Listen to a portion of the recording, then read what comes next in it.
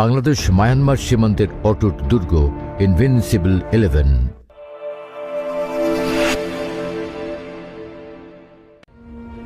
বাংলাদেশের ৪,৪২৭ কিলোমিটার সীমান্ত, যার প্রতিটি ইঞ্চি রক্ষিত হয় বর্ডার গার্ড বাংলাদেশের অবিচল সতর্কতায়, অদম্য শৌর্যে এবং অটুট প্রতিশ্রুতিতে। এই সুরক্ষা বলয়ের এক শক্তিশালী স্তম্ভ নাইক্ষ্যংছড়ি ব্যাটালিয়ন 11 বিজিবি।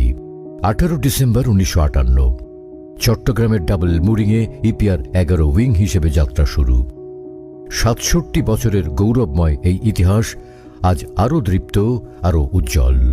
এই উত্তরাধিকার বহন করে চলেছে 11 বিজিবি। ব্যাটালিয়নের বীর সন্তানরা আমাদের ইতিহাসের অনন্ত গর্ব। বীর শ্রেষ্ঠ মুন্সি আব্দুর রউফ সহ 101 জন বীর সদস্য নিজেদের জীবন উৎসর্গ করেছেন দেশের জন্য। 1971 সালের মুক্তিযুদ্ধে 79 জন, 1962 সালের আসালং যুদ্ধে 2 জন এবং 1980 সালের সন্ত্রাস দমন অভিযানে 20 জন।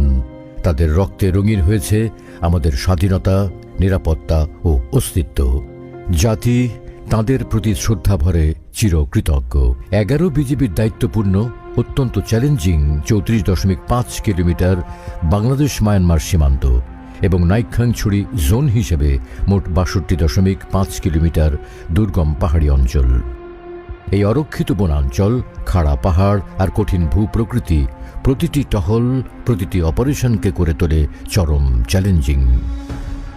মিয়ানমারের অভ্যন্তরীণ অস্থিতিশীলতা সীমান্তে সৃষ্টি করেছে নতুন নিরাপত্তা হুমকি। অনুপ্রবেশ, অস্ত্র, মাদক ও মানব পাচার হয়ে উঠেছে সবচেয়ে ভয়াবহ ঝুঁকি। এই কঠিন বাস্তবতার মধ্যেও 11 বিজিবির সতর্কতা, দায়িত্ববোধ ও শৌর্য জাতীয় গর্বের অনন্য উদাহরণ। 2025 সালে শুধু সংখ্যায় নয়, অপারেশনাল সাফল্যে 11 বিজিবি দেখিয়েছে অসাধারণ দক্ষতা। গ্রেপ্তার করা হয়েছে 26 জন আসামি, উদ্ধার করা হয়েছে 1112টি বার্মিজ গরু সহ 1265টি গবাদি পশু, 1040 ঘনফুট কাঠ, 1,27,360 প্যাকেট বার্মিজ সিগারেট এবং 2,01,425 পিস ইয়াবা, যার মোট বাজার মূল্য 36,18,42,368 টাকা।